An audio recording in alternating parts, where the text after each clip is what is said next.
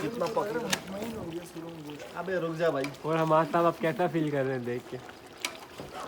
Feel ही कर रहे हैं। और हसन भाई आप बताएं, बस बाहर मौसम आप देख सकते हैं। सदाम पेंडोन स्ट्राइक। और सोहेल भाई आप बताएं कितना टाइम रह गया है? इसमें अभी आपको लगेगा आधा घंटा और लगेगा। आधा घंटा लगेगा।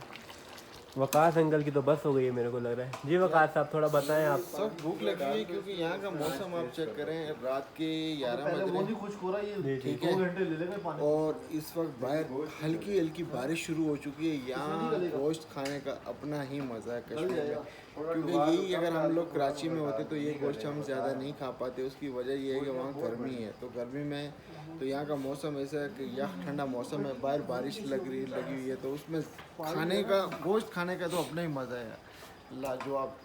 और ईद तो स्पेशली बकरा ईद तो कश्मीर में होनी चाहिए, कराची में मज़ा नहीं। सही सही बोल रहे हैं।